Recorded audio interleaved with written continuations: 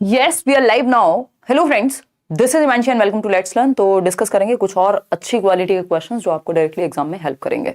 और कुछ टॉपिक्स भी हैं जैसे करिकुलम हो गया आपका, या एप्टीट्यूड टेस्ट की हम बात कर रहे थे कल, आरटीई हो गया। तो ये सिर्फ क्वेश्चंस नहीं है, आपका कॉन्सेप्ट क्लैरिटी का समय है ये, क्योंकि ऐसा भी नहीं है कि सिर्फ क्वेश्चन आपको करा दिया जाए। नंबर ऑफ क्वेश्चंस कम हो सकते हैं बट जो टॉपिक्स हैं, जो कॉन्सेप्ट्स हैं वो आपके क्लियर होंगे। हम लेट नहीं, हम बहुत लेट हैं जो है चीज़ें मैनेजेबल है नहीं आजकल, बट कि somehow we are doing it. कई लोगों को लगता है कि ऐसे मस्ती मजाक में जो है क्लासेस लेट हो रही हैं, या फिर ऐसे ही हैं वहीं कुछ और समस्या है। तो इस पर चर्चा खैर बाद में करेंगे, अपने दुख में बाद में रोऊंगी। पहले हम क्वेश्चंस कर लेते हैं। सभी को गुड इवनिंग, नमस्कार, राम राम, सत श्री अकाल, अस्सलाम वालेकुम, what ever you feel connected with. कल हम लोगों ने कुछ क्वेश्चंस किए, आप लोगों को बहुत पसंद आए।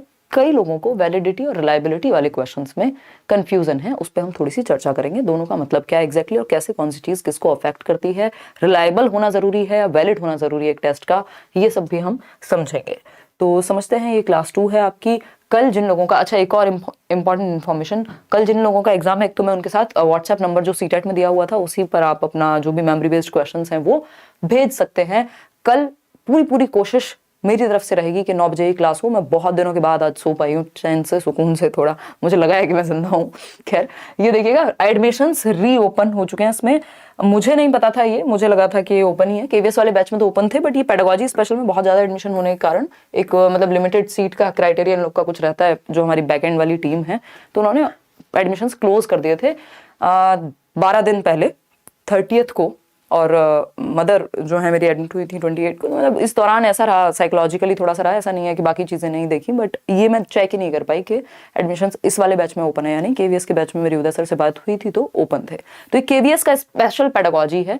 अब कई लोग ये सोच रहे होंगे कि अब क्या फ़ायदा, जब से ओपन रीओपन कराए हैं एडमिशन शाम को 7 बजे से, तब से काफ़ी एडमिशन हुए हैं। कई लोग परेशान या घबराहट में, कुछ 30 क्लासेस हैं जो लाइव नए सिलेबस की हैं, जिसमें कई सारी क्लासेस हैं जो 2-2 घंटे की हैं, पीडीएफ्स हैं, फिर पुरानी जो वीओडी क्लासेस हैं रिकॉर्डेड 100 के करीब। तो इतना सारा सब कुछ तो नहीं देख पाएंगे, लेकिन वो 30 क्लासेस स्पीड बढ़ा करके आप अभी भी देख सकते हैं।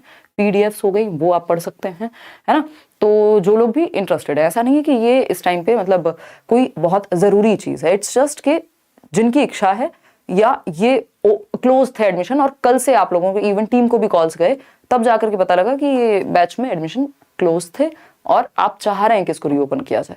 ठीक है ना। इसमें कोई भी इंटेंशन कोर्स बेचने की या प्रमोट करने की नहीं है, उसकी जरूरत नहीं है। बहुत नंबर ऑफ एडमिशंस ऑलरेडी हैं, इसीलिए ये क्लोज हो गया था। अब तो नया बैच आता अगले महीने। मैंने कहा अगले महीने फिर क्या फायदा, जिसको अभी पढ़ना है, अगर मान लो बिल्कुल यूपी टेट और सुपर टेट के लिए एनरोल करें, अभी नहीं है उसके लिए। सी टेट के नई बैच के लिए भी आप लोग की डिमांड आ रही है, बट उसके लिए भी थोड़ा सा आप रुकिए। अभी पहले केवीएस पे ही पूरा फोकस है 28 तारीख तक, उसके बाद हम बात करेंगे क्या रहता है, और थोड़ा ब्रेक चाहिए उसके बाद, है ना। लाइक शेयर सब्सक्राइब आप जैसे जैसे आएंगे कर देंगे। थोड़ी मैं बात इसलिए भी कर रही हूँ कि अभी जितने लोगों को जुड़ना है वो जुड़ जाएंगे शुरुआत में ना लाइव में, क्योंकि पोल के साथ आंसर कर रहे हैं, फिर आप मिस हो जाएंगे आपके क्वेश्चंस। ठीक, कल से कोशिश रहेगी 9 बजे आपकी क्लास बिल्कुल समय पे हो जाए, ठीक है। और ये पीडीएफ आपको टेलीग्राम चैनल पर शेयर कर दी है मैंने विद आंसर्स, वो आप चेक कर सकते हैं। कल वाली और आज वाली भी मैं कर दूंगी। पहला ही क्वेश्चन है आपके सामने, अच्छे क्वालिटी ऑफ क्वेश्चंस जो है वो हाई है, तो उस चीज को ध्यान में रखिएगा। पोल में जवाब दीजिए। पोल आपके सामने है, which of the following is the biggest short coming in Indian school libraries. तो इंडियन स्कूल लाइब्रेरीज में सबसे बड़ी जो दिक्कत है, शॉर्ट कमिंग है, दोष है, वो क्या है अभी ये पूछा जा रहा है, या कमी किस चीज की है। अगर मैं कहूँ, पेपर ऑनलाइन होगा ऑफ कोर्स, सीबीटी मोड पर, है ना। जिनका कल एग्जाम है टीजीटी का, वो एक बार व्हाट्सएप पे शेयर कर देंगे, नंबर मैं लास्ट में शेयर करूंगी आपके साथ, ठीक है जी। चलिए समझते हैं। 52% लोग सी ऑप्शन दे रहे हैं, absence of proper catalogue system, सूची पत्र प्रणाली की अनुपस्थिति, यानी कैटलॉग्स की कमी है। कोई कह रहा है ओपन एक्सेसिबिलिटी ऑफ बुक्स की कमी है। जो एक बिगेस्ट शॉर्ट कमिंग है वो है शॉर्टेज ऑफ बुक्स, क्योंकि बजट की भी इसमें कई बार दिक्कत रहती है। जो होना चाहिए, सीबीएसई का मैनुअल कहता है, मैं नहीं कह रही हूँ, है ना। इसमें क्योंकि ये अलग अलग सोर्सेज अलग अलग सॉरी बात कह रहे हैं, तो हम सीबीएसई को यहाँ पे सेंटर में रखेंगे। शॉर्टेज ऑफ बुक्स जो है यहाँ बड़ी समस्या है अपने आप में। समस्याएं तो सारी ही हैं, थोड़ी थोड़ी अगर देखा जाए। सीटिंग अरेंजमेंट तो खैर कोई बहुत बड़ी समस्या नहीं होनी चाहिए, बट स्टिल। और यहाँ पे 2 व्यक्ति होने चाहिए, एक लाइब्रेरियन को होना चाहिए कम से कम भी, और एक उनके साथ कोई असिस्टेंट को होना चाहिए लाइब्रेरी में। तो ये हुई बात एक बेसिक सी। और लाइब्रेरी का जिक्र कहाँ हुआ है, आरटीई में भी हुआ है, राइट टू एजुकेशन एक्ट में भी, कि एक लाइब्रेरी होनी चाहिए स्कूल में, ठीक है जी। लाइक शेयर आप करते रहेंगे जैसे जैसे आते रहेंगे। ठीक, क्वेश्चन नंबर 2 है, in Indian school context a text book should not be. शुरुआत हम हल्के क्वेश्चन से करते हैं ताकि कई लोग परेशान ना हो जाएं, है ना। तो अगर हम बात करते हैं यहां पर क्वेश्चन नंबर 2 की, पोल में आप जवाब देंगे, टेक्स्ट बुक्स अगर हम इंडियन कॉन्टेक्स्ट में भारतीय विद्यालयों में, क्योंकि इंडिया क्या है, विकासशील देश है, शायद जितने विकसित देशों में संसाधन होंगे हमारे पास अभी उतने नहीं हैं, हम कम रिसोर्सेज में ज्यादा नॉलेज की बात करते हैं, इसलिए एक हमारा टीचिंग लर्निंग मटेरियल में एक बहुत ही इंपॉर्टेंट, जब हम स्कूल को एक लर्निंग एड की तरह यूज करते हैं, वो है बाला। अगेन शैतान का साला नहीं है ये, जो कि हमने डिस्कस किया है कहाँ, सीटेट में भी। तो बिल्डिंग एज लर्निंग एड की बिल्डिंग में हमने कहीं पे मैप बनवाया हुआ है, कहीं पे हमने कुछ बनवाया हुआ है, कुछ लिखवाया हुआ है, जो आपका स्कूल का कॉरिडोर होता है वहां पे, तो बिल्डिंग को ही एक लर्निंग एड की तरह यूज किया जा सके, ये एक अच्छा मॉडल है। कम रिसोर्सेज में आप ज्यादा आउटपुट लेकर के आ पाएंगे। बिल्डिंग एज बाला का मतलब क्या है, बी फॉर बिल्डिंग, ये आप सबको पता है, जो लोग भी थोड़े से भी अवेयर हैं, अभी अभी जागे हैं, उनको नहीं होगा। बिल्डिंग एज लर्निंग एड, यानी जो बिल्डिंग है, जो इंफ्रास्ट्रक्चर है, वो एक लर्निंग एड के रूप में काम करे, शिक्षक सहायक सामग्री के रूप में काम करे। ठीक, तो यहां पर आंसर आप लोगों का सी आ रहा है, आ सोल बेसिस ऑफ एग्जामिनेशन। इतने आसान क्वेश्चन में 87% लोग सही उत्तर दे रहे हैं, बाकी के 13% कैसे गलत कर सकते हैं, मुझे बस ये जानना है ना। ये वही लोग हैं जो सिर्फ मुश्किल पढ़ते हैं और आसान चीजों में गलती कर देते हैं। ठीक, और मुश्किल चीजें कमी आती हैं पेपर में, भाई कितना 10-20% डिफिकल्टी लेवल हो जाएगा, ऐसा थोड़ी 50% क्वेश्चंस जो है मुश्किल ही आ जाएंगे। तो in Indian school context a text book should not be, क्या नहीं होना चाहिए, टेक्स्ट बुक को लोकल लैंग्वेज में होनी चाहिए, इंडिजिनस होनी चाहिए, अट्रैक्टिव होनी चाहिए, लो कॉस्ट होनी चाहिए, again a sole basis of examination नहीं होनी चाहिए, यानी परीक्षा का एकमात्र आधार नहीं हो सकती। टेक्स्ट बुक कभी भी ओनली रिसोर्स नहीं हो सकता, एकमात्र संसाधन नहीं है, it is one of the resources. तो हम बहुत सारी, चाहे वो एक्टिविटीज हो, प्रीवियस नॉलेज हो, एग्जाम्पल्स हो, फील्ड ट्रिप्स हो, या फिर डिफरेंट जो आपके आजकल तो इंटरनेट की भी सहायता ली जा सकती है, वो भी एक लर्निंग रिसोर्स है। तो सिर्फ और सिर्फ एग्जामिनेशन का बेस टेक्स्ट बुक नहीं होना चाहिए। C option is the right answer. Question number 3 देखिएगा, क्वेश्चन नंबर 3 कहता है, आरटीई के अनुसार, एज पर आरटीई, बहुत इंपॉर्टेंट क्वेश्चन है, as per RTE act 2009 whose responsibility is to prepare a school development plan. अब इसके अराउंड हम जितनी भी बातें करेंगे वो ज्यादा जरूरी है इस अकेले क्वेश्चन से, ठीक है ना। इतनी रात को इतनी संख्या में भी आप लोग जुड़ जाते हैं, इतने बड़े गैप के बाद भी, वो अपने आप में कमेंडेबल बात है कि आप लोग कितने सीरियस हैं और आपका जो विश्वास है वो कितना बेहतर है। देखिए,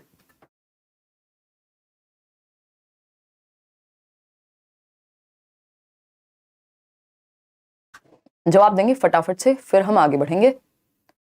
40 से ज्यादा नहीं हो रहा है, ओवरऑल 115 मार्क्स कैसे इंक्रीज होगा। स्ट्रगल थोड़ी सी प्रैक्टिस कर लीजिए अगर पेपर में समय है तो, है ना। और जो सिलेबस है उसको मल्टीपल टाइम्स रिवाइज करना है। जो की कॉन्सेप्ट सिलेबस में एज इट इज दिए हुए हैं उनको भी आप अगर आप अच्छे से पढ़ लेते हैं तो मुझे लगता है बहुत सारी चीजें आपकी फंस जाएंगी पेपर में, बिल्कुल एज इट इज सिलेबस के अकॉर्डिंग, कुछ एक्स्ट्रा नहीं। अभी जैसे मैं हिडन करिकुलम, ओवर्ट और कोवर्ट करिकुलम आपको बताऊंगी, है ना। तो as per RTE act 2009 whose responsibility is to prepare a school development plan. School development plan बनाएगा कौन? 86% लोग क्या कह रहे हैं? School management committee, SMC, which is right, विद्यालय प्रबंधन समिति। एक स्कूल डेवलपमेंट प्लान बनाने की जरूरत होती है और ये बनाता कौन है? ये एसएमसी बनाती है। एसएमसी क्या है? आरटीई ने कहा, राइट टू एजुकेशन एक्ट 2009 ने कहा, जिसमें कुछ आपके 38 सेक्शंस हैं, एक और आई थिंक अभी ऐड हुआ है नया या हो नहीं पाया फाइनली, जो पुराने पेपर्स हैं उनमें सब में, और 7 आपके चैप्टर्स हैं if I am not wrong. तो ठीक, तो अगर हम इसमें बात करें तो आरटीई कहती है कि भाई आपकी जो एसएमसी है, जो एसएमसी का गठन है, स्कूल मैनेजमेंट कमेटी का गठन है, वो होना चाहिए। और स्कूल मैनेजमेंट कमेटी में जो 75% लोग हैं, एक कमेटी बनाई जाएगी जो स्कूल डेवलपमेंट प्लान तैयार करेगी। कैसे स्कूल, हमने स्कूल डेवलपमेंट प्लान पढ़ा है ना बैचेस में भी। 75% जो है वो पेरेंट्स होने चाहिए इसमें, स्कूल मैनेजमेंट कमेटी में, जो स्कूल को मैनेज करेगी। कैसे, क्या फंड्स स्कूल में आ रहे हैं, क्या इंफ्रास्ट्रक्चर में चेंज की जरूरत है, क्या बच्चों के हितों की जरूरत है, इसमें हम कम्युनिटी को भी शामिल कर रहे हैं।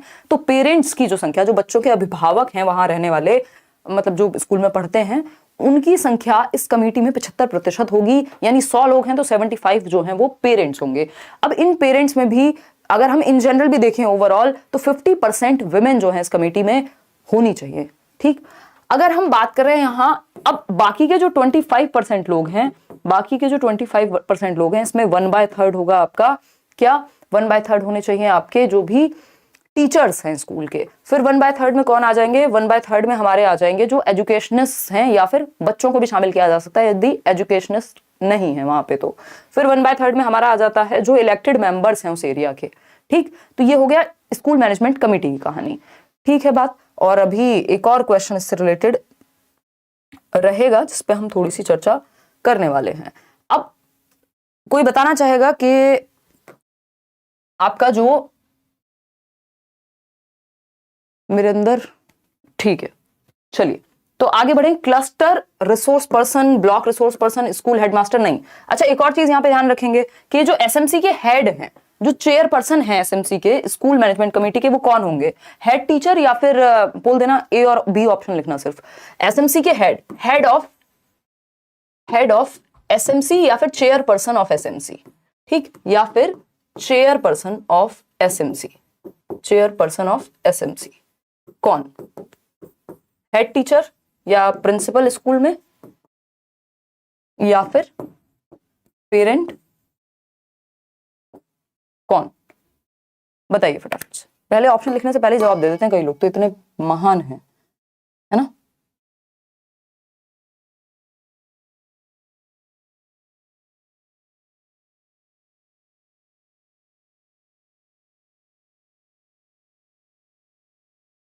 चले देखिएगा, चलो समझते हैं फटाफट से, देखते हैं क्या कहानी है। 63% लोग ए कह रहे हैं जो कि बिल्कुल गलत है।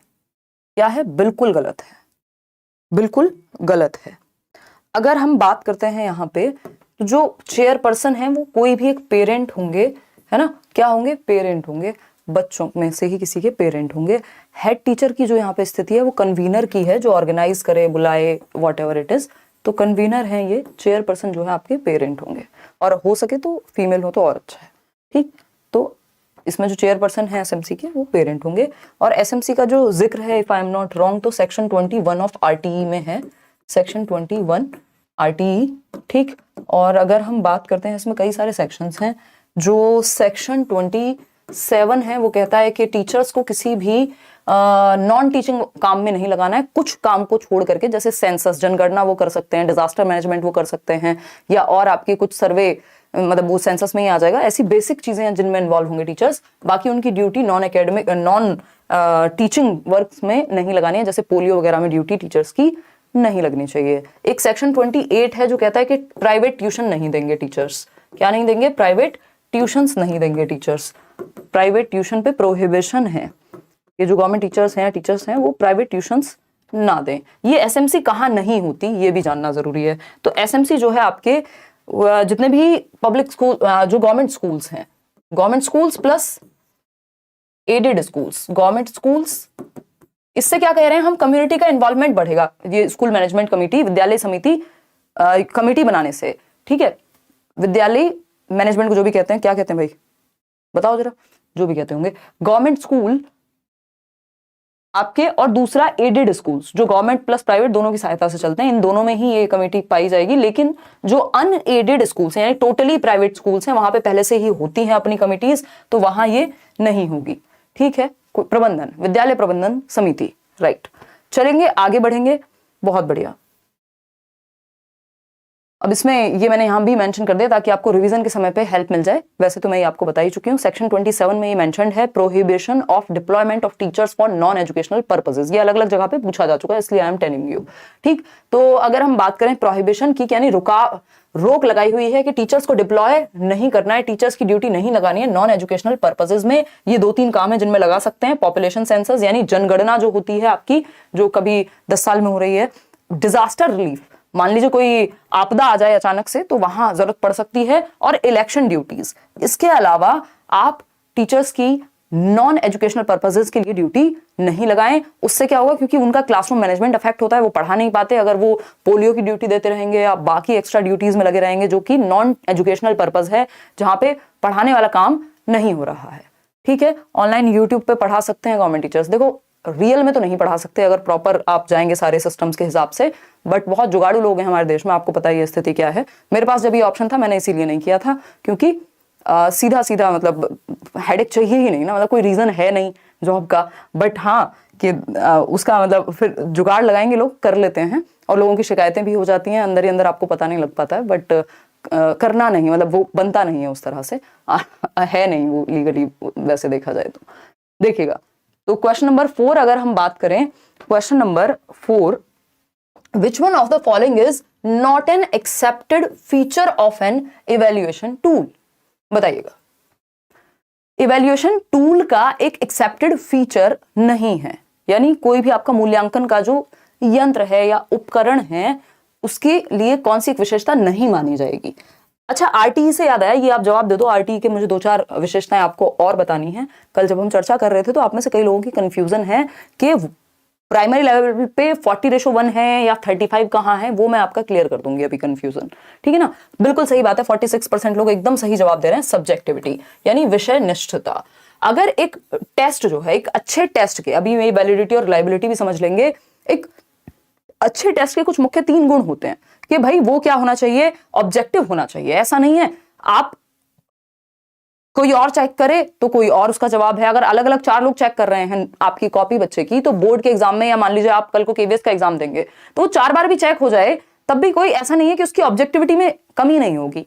अगर हम बात कर रहे हैं वैलिडिटी में, जिस उद्देश्य के लिए बना है वो उद्देश्य प्राप्त हो पा रहा है या नहीं।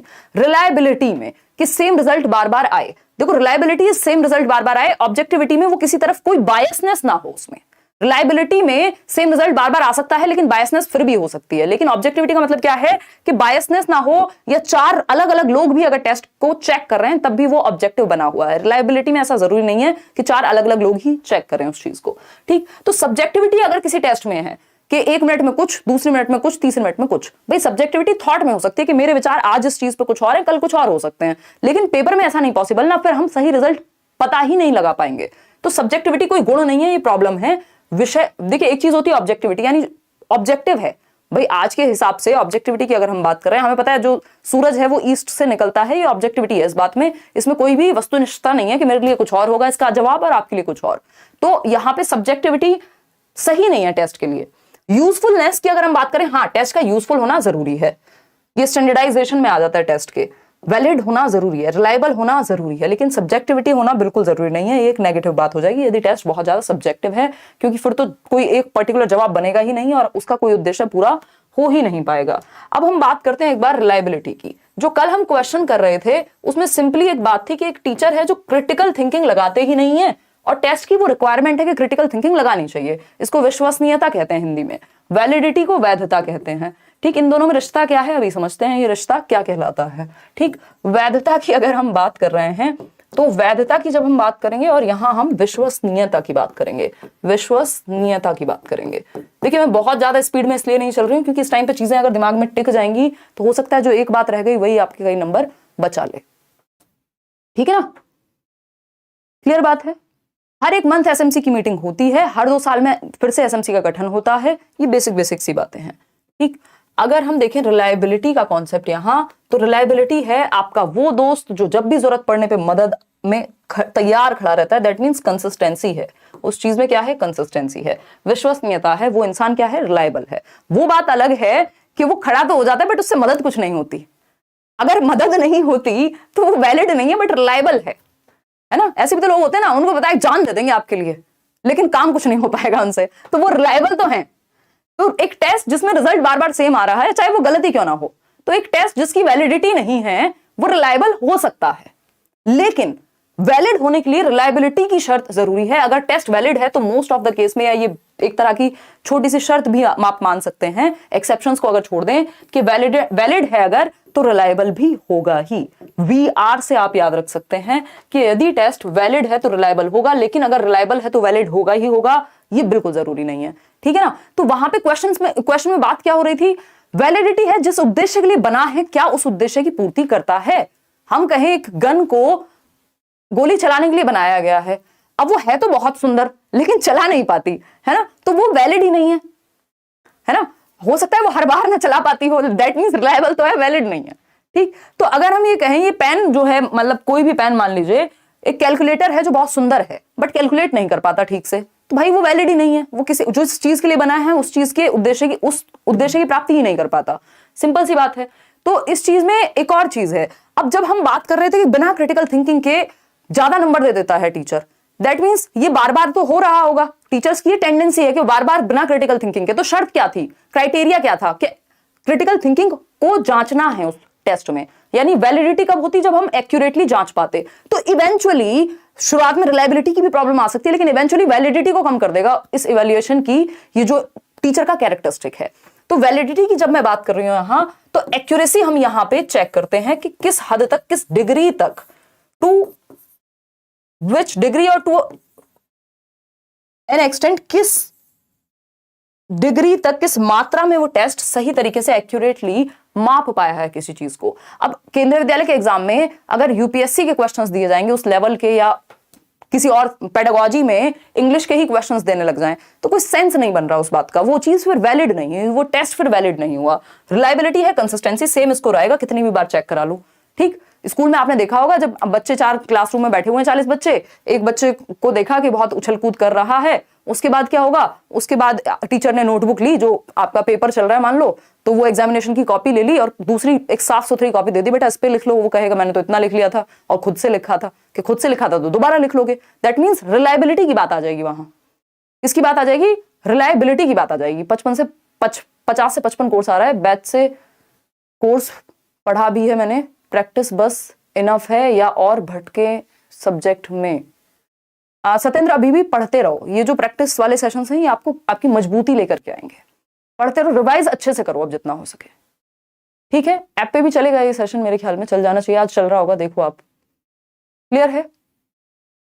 देखो, कोऑपरेशन में सहायता ज्यादा होती है, कोलैबोरेटिव लर्निंग में इंडिपेंडेंस ज्यादा होती है।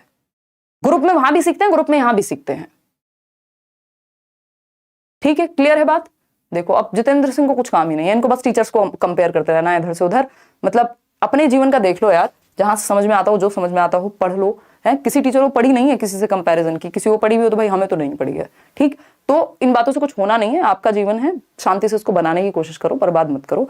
जब भी जितने भी लोग आपको इधर उधर दिख रहे हैं, जो भी थोड़ा बहुत सफल हैं अपने क्षेत्र में, तो उनकी रोटी की लड़ाई या बाकी बेसिक लड़ाइयां खत्म हो चुकी हैं, ये आप मान के चलिए। तो आपकी जो बेसिक लड़ाई है नौकरी पाने की, उस पर फोकस रखिए, पॉलिटिक्स से कुछ नहीं होगा। ठीक है ना? देखिएगा, तो रिलायबिलिटी यानी विश्वसनीयता, वैलिडिटी यानी वैधता।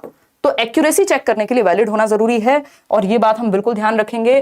अगर एक टेस्ट रिलायबल है, रिलायबिलिटी ये इंश्योर नहीं करती, रिलायबल है अगर एक टेस्ट, जरूरी नहीं है, रिलायबल है अगर एक टेस्ट, तो जरूरी नहीं है कि वो वैलिड भी होगा, है ना? ऐसा हो सकता है कि जो टेस्ट है आपका वो क्या हो, रिलायबल तो हो लेकिन क्या ना हो, वैलिड ना हो। ठीक है, ये बात ध्यान रखेंगे हम। और ऐसा यहां पे माना जाता है कि यदि टेस्ट वैलिड है, if a test is valid then it will be reliable also. तो वैलिड है तो रिलायबल भी होगा, यदि वैलिड है तो रिलायबल भी होगा। क्या होगा? रिलायबल भी होगा। समझ पा रहे हो भाई? जो वैध है वो रिलायबल भी होगा टेस्ट के केस में। तो क्लियर बात है। आगे बढ़ें नेक्स्ट क्वेश्चन की तरफ। तो ये बात हमारी चर्चा में आ चुकी है। एक और बेसिक सी बात है आरटीई को लेकर के, पहले ये पढ़ लीजिए। Assessment as learning may not be much facilitated by, बोल दीजिए फटाफट से क्वेश्चन नंबर 5 का। असेसमेंट एज लर्निंग यानी may not be, assessment as learning may not be much facilitated by, अधिगम के रूप में आकलन किस तरह से सुगम नहीं होगा। असेसमेंट एज लर्निंग क्या होता है पहले ये समझना जरूरी है, बट आप जवाब दीजिए 1 नंबर तो देखें कम से कम क्या स्थिति है। ठीक है ना? बताइए। असेसमेंट एज लर्निंग यानी या तो सेल्फ असेसमेंट होगा, इसमें 2 चीजें आती हैं असेसमेंट एज लर्निंग में, या तो सेल्फ असेसमेंट स्वयं आकलन, बच्चा खुद का आकलन स्वयं करे, या पीयर असेसमेंट, उसके पीयर्स, उसके साथी समूह उसका आकलन करे, साथी समूह उसका आकलन करे। ठीक, क्लियर है? वो surprise test assessment as learning से ज्यादा वो असेसमेंट फॉर लर्निंग का हिस्सा है। ठीक है, कई लोग इसमें सरप्राइज टेस्ट को लगा रहे हैं।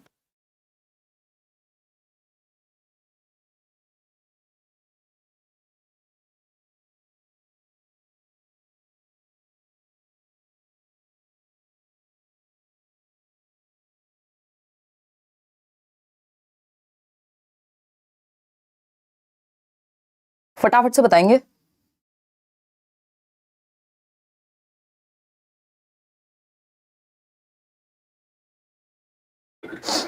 चले, बहुत बढ़िया, वेरी गुड निशा, खांसते रहना चाहिए इस उम्र में। देखिए बी ऑप्शन 76% लोग दे पा रहे हैं। अगर हम बात करें यहाँ पे, ठीक, assessment as learning may not be much facilitated by brainstorming से, स्टैंडर्डाइज्ड अचीवमेंट से। अब बच्चे ग्रुप में बैठ के ब्रेनस्टॉर्म कर रहे हैं, बिल्कुल असेसमेंट एज लर्निंग हो सकता है। कोलैबोरेशन में भी ऐसा ही है, ग्रुप में बैठे हैं, कोलैब कर रहे हैं, एक दूसरे को थोड़ी बहुत हेल्प कर रहे हैं, जिसको जो आता है वो अपना बता रहा है, ग्रुप डिस्कशन में भी। लेकिन स्टैंडर्डाइज्ड अचीवमेंट टेस्ट, ये जो बी ऑप्शन है ये यहाँ गलत हो जाएगा, क्योंकि असेसमेंट एज लर्निंग, ये ऑफ लर्निंग होता, ये फॉर लर्निंग होता तब भी चल जाता। लेकिन अगर हम बात करें, ये ऑफ लर्निंग में तो बिल्कुल ही चल जाता, लेकिन यहाँ नहीं चल पाएगा। स्टैंडर्डाइज्ड अचीवमेंट टेस्ट, यानी स्टैंडर्डाइज्ड टेस्ट कब होता है? जब वो कुछ शर्तों पे खरा उतरे। एक टेस्ट को मानकीकृत कब कहेंगे हम? उसके लिए कुछ शर्तें हैं, मानकीकृत होने के लिए कुछ शर्तें हैं। वो शर्तें क्या है?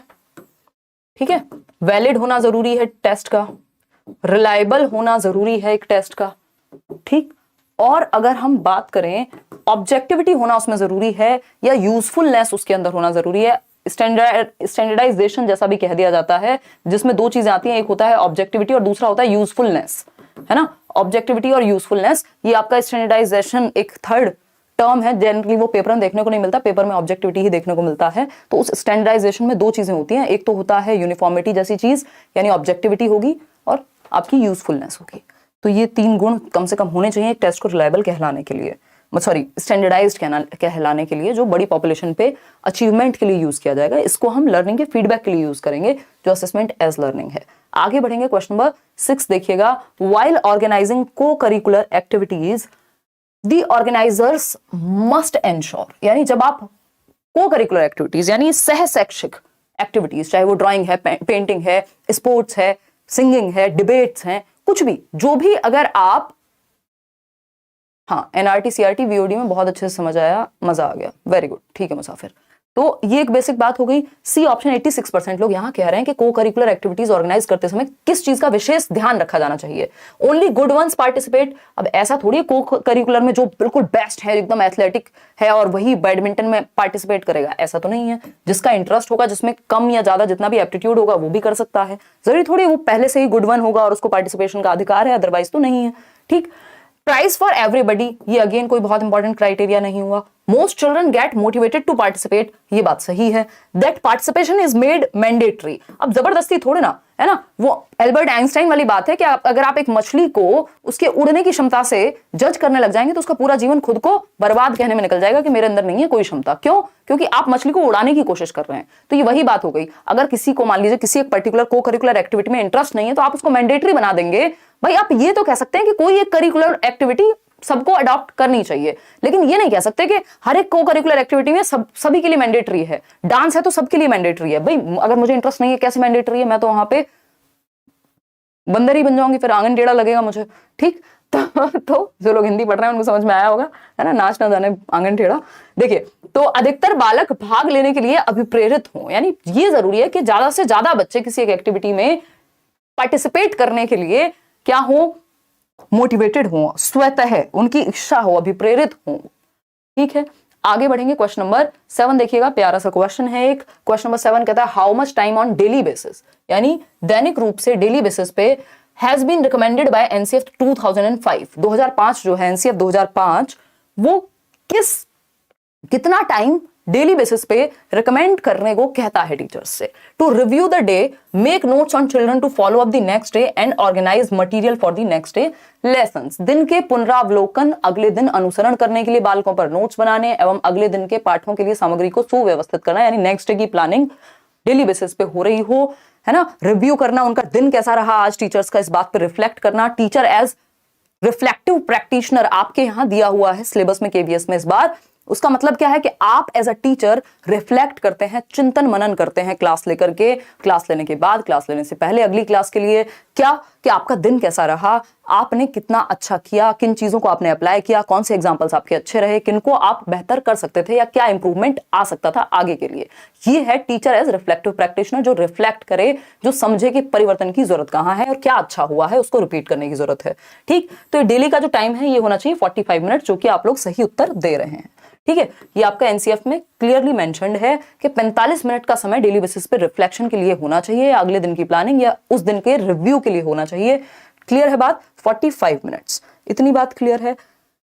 कोई दिक्कत परेशानी, कोई समस्या नहीं है, निशा को भी नहीं है। क्वेश्चन नंबर 8 पर चलते हैं। क्या कहता है क्वेश्चन नंबर 8? क्वेश्चन नंबर 8 कहता है which of the following test. अच्छा, एक और चीज मुझे बोलते बोलते याद आ गई कि जो बैच मैंने आपको बताया था एडमिशंस रीओपन है, ये करियर लैब पे है, किसी वेबसाइट पे नहीं है, किसी टेलीग्राम चैनल पे नहीं है। नहीं तो आप लोगों का समय, पैसा और पूरा कोर्स भी आपको मिल नहीं पाता, उसमें फिर हर्ट होता है। मतलब ये पता नहीं कितने लोग इस बात को सच में मानेंगे, बट इसमें वो चीज़ फिर प्रॉब्लमेटिक बनती है।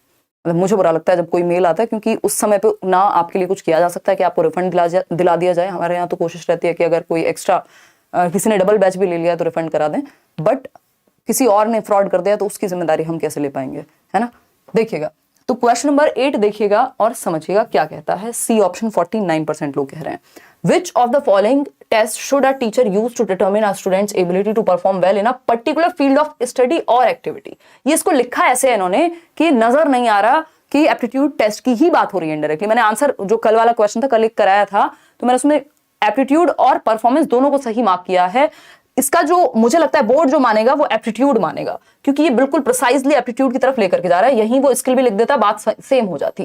किसी पर्टिकुलर फील्ड ऑफ स्टडी या एक्टिविटी में, जैसे ही एक्टिविटी वर्ड यूज कर लिया, दैट मींस किसी स्किल की या किसी एक फील्ड की बात हो रही है। तो किसी फील्ड में बच्चे में क्षमता है उस चीज को करने की या नहीं, वो एप्टीट्यूड कहलाता है। और ये परफॉर्मेंस भी क्यों सही है? क्योंकि परफॉर्मेंस टेस्ट के अंदर ही माना जाता है, चाहे वो अचीवमेंट टेस्ट हो, चाहे वो एप्टीट्यूड टेस्ट हो, कहीं ना कहीं परफॉर्मेंस टेस्ट के ही अरीना में आता है। तो एक बात ये हुई, तो इसलिए दोनों ऑप्शन सही हैं। बट जो ज्यादा सटीक, जिससे 1 नंबर मिलने की संभावना ज्यादा है आपके पेपर में, क्योंकि हर एक पेपर का एक मूड मिजाज होता है, उस हिसाब से आप इसको एप्टीट्यूड मार्क करके आइएगा, ठीक है ना। होने को परफॉर्मेंस बिल्कुल हो सकता है। आगे बढ़ते हैं क्वेश्चन नंबर 9 पर। अच्छा, क्योंकि इसका एक और रीजन ये है कि आपका जो सिलेबस है उसमें इंटेलिजेंस टेस्ट के एक टाइप होता है, इंटेलिजेंस टेस्ट का, एक वर्बल, नॉन वर्बल, और ये आपका परफॉर्मेंस टेस्ट जो इलिटरेट और लिटरेट दोनों लोगों के लिए होता है। तो ये कई बार परफॉर्मेंस टेस्ट को उस इंटेलिजेंस टेस्ट से भी जोड़ सकते हैं। तो इस चक्कर में परफॉर्मेंस टेस्ट अगर हमने मार्क कर दिया तो प्रोबेबिलिटी है कि गलती हो जाए या नंबर ना मिले सही होने के बावजूद भी, ठीक है ना। अब इतना डीप में कोई डिस्कशन करेगा नहीं, बट ये जरूरी है पेडागोजी में। देखिए question number 8, which of the following test should a teacher use to determine a students ability to perform well in a particular field of study और एक्टिविटी। ये तो हो चुका है, ये दोबारा से आ गया कि भाई, या हम आगे ही नहीं बढ़े थे, जीवन में आगे बढ़ना छोड़ दिया क्या हमने। चलिए क्वेश्चन नंबर 9। क्वेश्चन नंबर 9 क्या कहता है? क्वेश्चंस पे आगे बढ़ना छोड़ दिया, जीवन में तो रुक नहीं सकता कोई, ठीक। देखिएगा फटाफट से क्वेश्चन नंबर 9 पढ़िएगा और जवाब दीजिएगा। क्वेश्चन नंबर 9 पढ़िएगा, जवाब दीजिएगा। Self esteem of N individual is largely determined bye, यानी किसी व्यक्ति का आत्मसम्मान या सेल्फ एस्टीम जिसको हम कह रहे हैं वो अधिकांशतः किससे निर्धारित होगा? बताइएगा फटाफट से। Self esteem of an individual is largely determined by the perceptions and beliefs an individual has about himself। एक व्यक्ति के स्वयं के बारे में बोध एवं धारणाओं से, यानी एक व्यक्ति खुद के बारे में क्या सोचता है इस बात से निर्धारित होगा। या फिर B option, the appreciation an individual receives for his accomplishment, how successful an individual is in accomplishing tasks or reaching goals that he values। या फिर judgments of self worth of an individual by others। देखिए ये बात सही है कि जो दूसरों का जजमेंट है या दूसरों का जो पॉइंट ऑफ व्यू है, परसेप्शन है, वो आपकी सेल्फ एस्टीम को प्रभावित करता है, ठीक है। लेकिन बात हो रही है कि लार्जली डिटरमाइंड बाय, किसी व्यक्ति का आत्मसम्मान अधिकांशतः निर्धारित किया जाता है किसके द्वारा। तो यहाँ पे 2 ऑप्शन हमारे सामने हैं, the perceptions and beliefs an individual has about himself. ये बात बिल्कुल सही है कि उसका परसेप्शन क्या है, उसके बिलीफ सिस्टम कैसा है अपने आप को लेकर के, ठीक है ना।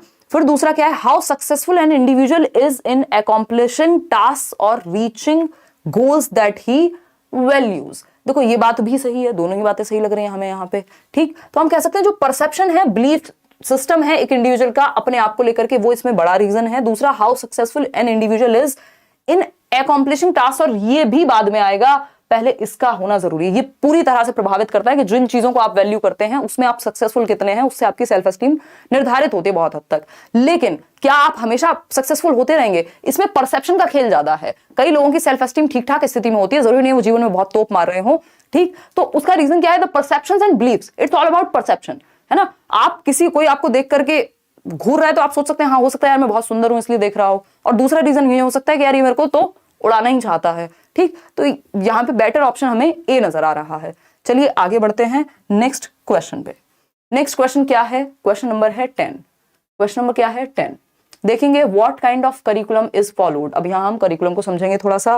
What kind of curriculum is followed in learning centred approach to education, यानी शिक्षा के अधिगम आधारित उपागम में लर्निंग सेंटर्ड, लर्निंग को हमने सेंटर में रखा है, तो कौन से प्रकार का ये करिकुलम होगा जहां लर्निंग सेंटर में है, बच्चा सेंटर में है, बताइएगा, या अधिगम सेंटर में है।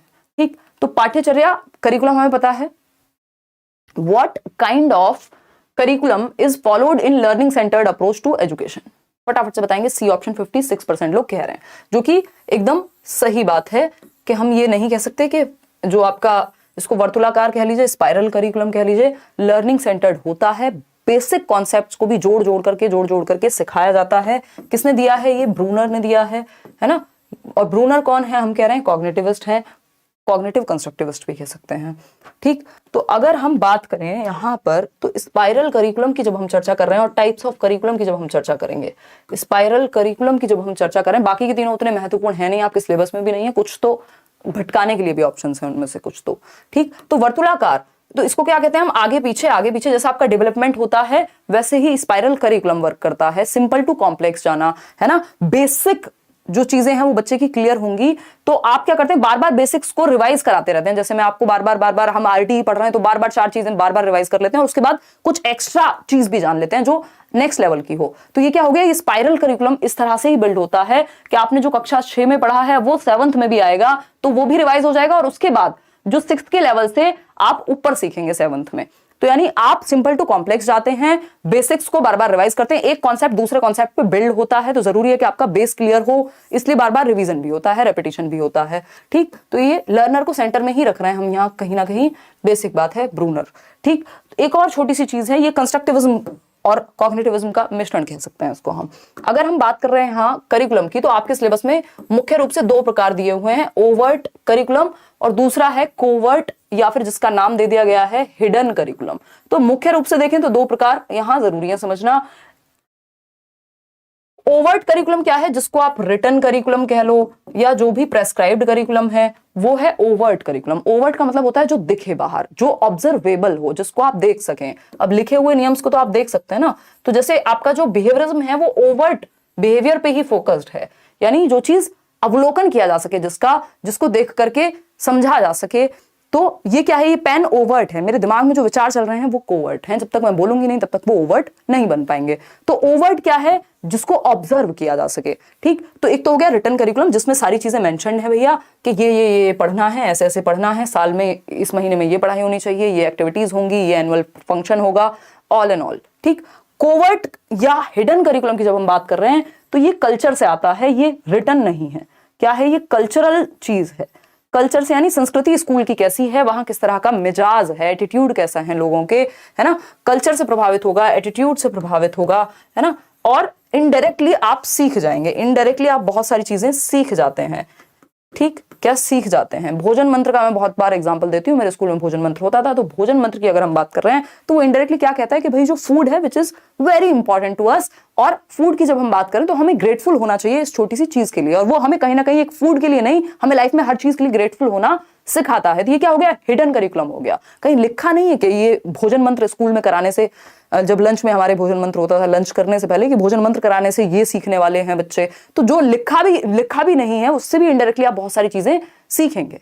ठीक, जो स्कूल में टीचर्स का बिहेवियर है अपने से लैब स्टाफ के प्रति या आसपास के लोगों के प्रति या बच्चों के प्रति, अगर टीचर बच्चों को तुम कह करके ही बोलती है तो उस चीज का भी प्रभाव पड़ेगा। इनडायरेक्टली आप बिहेवियर सीख रहे हैं कि अपने से छोटों से कैसे बात करनी है, या प्रिंसिपल अगर तमीज से पेश आते हैं, बदतमीजी से आते हैं, तो आपको समझ में आ जाएगा, अरे हम अगर कोई व्यक्ति हायरार्की में ऊपर हो तो बदतमीजी भी कर सकता है। तो ये इनडायरेक्ट चीजें हैं जो हम सीखते हैं, उसी को हिडन करिकुलम कह रहे हैं, है ना। चाहे वो हमारी प्रेयर्स के थ्रू हम इनडायरेक्टली बहुत कुछ सीखते हो, ये जो वैल्यू सिस्टम है, हमारी बहुत सारी वैल्यूज और नॉर्म्स हम इनडायरेक्टली सीख लेते हैं जो कहीं लिखे नहीं होते, बट हम कहते हैं ना, एक व्यक्ति है कि अच्छा ये वाले स्कूल से जो बच्चा निकला है, प्रोडक्ट कह देते हैं हम। कई बार हम देखते हैं किसी एक स्कूल से कोई निकला है, या वहां से बहुत सारे या तो प्लेयर्स ही निकल रहे हैं, यानी स्पोर्ट्स में जा रहे हैं लोग, या हमें पता है कि यार उस स्कूल से निकले, मतलब ये स्कूल अपने आप में क्या बना दिया, एक ब्रांड बना दिया। क्यों? क्योंकि वहां पे कुछ चीजें कल्चरल होंगी। सिलेबस तो सब जगह सेम ही है लगभग देखें तो वो हिडन करिकुलम बहुत बड़ा रोल वहां प्ले कर जाता है कई बार। ठीक, तो ओवर्ट और कोवर्ट में ये अंतर हो गया। एक है आपका नल करिकुलम, जिसको लेकर के आप लोग बड़े कंफ्यूज से रहते हैं, नल करिकुलम, जीरो करिकुलम, है ना। नल की अगर हम बात करें, नल मतलब शून्य, है ना, नील बटे सन्नाटा, ठीक। नंबर नहीं है ये आपके, है ना, ये जीवन में समस्याएं होनी चाहिए, ठीक। क्या तुम्हारे नंबर हैं? फिर ठीक है। तो नल की अगर हम बात करें तो नल क्या है कि जो चीजें पढ़ाई ही नहीं जाती स्कूल में, जो इंक्लूडेड ही नहीं है, things which are not even included in your curriculum are part of null curriculum. ऐसी बहुत सारी चीजें होंगी। मान लीजिए आपके स्कूल में आपको क्या कहते हैं, उसको घुड़सवारी को क्या कहते हैं, हॉर्स राइडिंग सिखाई ही नहीं गई, ये पार्ट ही नहीं थी करिकुलम का, तो आपके लिए नल करिकुलम में आ गई। या ऐसी डिबेट मान लो किसी स्कूल में होती है, किसी में नहीं, किसी में कोई स्पोर्ट्स का पार्ट ही नहीं था, या कुछ और मान लीजिए कोई टॉपिक ही नहीं है, तो वो रिसोर्सेज की कमी से हो सकता है या कॉन्शियसली हो सकता है कि नहीं सिखाया गया, लेकिन वो किसका हिस्सा हो गया, नल करिकुलम का, क्योंकि वो इंक्लूडेड ही नहीं है, not included in your curriculum, वो आप सीख ही नहीं पाए। Qualified WB TET, West Bengal TET 2022 because of you in CDP 21 out of 30। अच्छे लेवल के क्वेश्चंस थे आपके, मैंने देखे हैं। Doing great work ma'am, TY awesome, TY SM, भाई साहब इतनी short form, thank you so much है, TY SM होता है thank you so much, once again love from West Bengal, धन्यवाद ईरान फुल हक। कल से बहुत सारे मैसेजेस मेल्स मुझे मिले हैं, जब भी देश भर में कोई भी टेट एग्जाम होता है तो आप लोग चाहे मैं स्पेशली उसके लिए वीडियो ना बना पाऊँ, बट आप लोग मैराथन देख लेते हैं, आप लोग नोट्स पढ़ लेते हैं, विच इज गुड। चलिए, नॉट इंक्लूडेड, तो नल करिकुलम क्या है, जो पढ़ाया नहीं जा रहा वो नल है, ठीक। नल चलाने वाली नल नहीं है, हिंदी वाली, ठीक। इतने गंदे पीजे में मारती हूँ, ठीक। चलिए आगे बढ़ते हैं। प्रेस्क्राइब तो अपने आप में क्या हो गया, रिटर्न ही हो गया। डेवलपमेंटल जिसको डेवलप कर रहे हो आप। अगर हम बात करते हैं क्वेश्चन नंबर 11 की, ये बैच में मैंने कराए हुए हैं। क्वेश्चन नंबर 11 देखिएगा, सो जाओ बेटा, है ना। यार गर्मी हो गई, अब से लेट्स लर्न की टी-शर्ट निकालू, मेरे बस की है नहीं कि मैं रोज नए नए कपड़े पहनूं, आजकल ना मूड है ना माहौल है ना। तो एक टी-शर्ट निकालो लेट्स लर्न की कहीं से, तो जिससे जीवन थोड़ा आसान हो सके, गर्मी भी ना लगे और काम चल सके। देखिएगा फटाफट से क्वेश्चन नंबर B। कई लोग कह रहे होंगे ऐसे एक्स्ट्रा बातें क्यों कर रहे हो, क्योंकि माहौल हमें ठीक रखना है, पढ़ाई का रखना है, थोड़ा दिमाग को चिल्ड आउट रखना है, बेशक पेपर है, ठीक है ना। एज अ शॉपकीपर से टीचर के सफर में आप सारथी बने हैं, थैंक यू सो मच। कितनी खुशी की बात है सत्येंद्र, आप लोगों से मिलना होगा, मीटअप में मिलेंगे, आप पेपर निकाल के आइए तब मिलेंगे, बहुत सारी अलग अलग तरह की स्टोरी है, ठीक है ना। निशा मैम क्या कर रही थी, क्या करती हैं बैठ के, पता नहीं क्या करती हैं, चैटिंग करती होंगी, क्योंकि पोल लगाना तो ये भूल जाती हैं, ठीक है ना। हमारे लिए भी टी-शर्ट का इंतजाम कराएंगे प्रीवियस ईयर, आपका नाम ही प्रीवियस ईयर है, आपको तो ढूंढ भी नहीं पाएंगे हम। देखो question number 11, the most accurate of the following statements is, तो बी कह रहे हैं 63% लोग, यानी निम्नलिखित में से कौन सा सर्वाधिक सही है। Boys mature faster than girls, नहीं, ये फैक्चुअली ही गलत है। Girls mature faster than boys, this is right. ये मैंने आपको बैचेस में भी कराया, जब हम फर्स्ट यूनिट में आपको साथ साथ क्वेश्चन भी कराए थे। There is no general difference in the rate of maturation of boys and girls, ऐसा नहीं है कि कोई जनरल डिफरेंस नहीं है, बिल्कुल डिफरेंस है।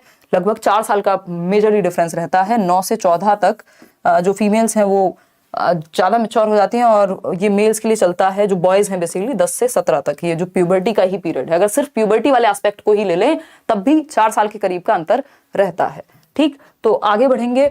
The majority of girls mature more rapidly than majority of boys, it's not about majority, it's a fact kind of a thing. चलिए आगे बढ़ते हैं, बी ऑप्शन इज राइट। तो इसको अगर हम एक जनरल डेटा देखें यहाँ पे, जो कि सिर्फ हाइट के बारे में है ना, ये पूरी हर तरह के बारे में नहीं, पता चले इसको ब्रेन डेवलपमेंट में भी लागू कर दो, बट इन जनरल भी लड़कियां जो हैं वो ज्यादा जल्दी मैच्योर होती हैं, परिपक्व होती हैं लड़कों से, ठीक है ना।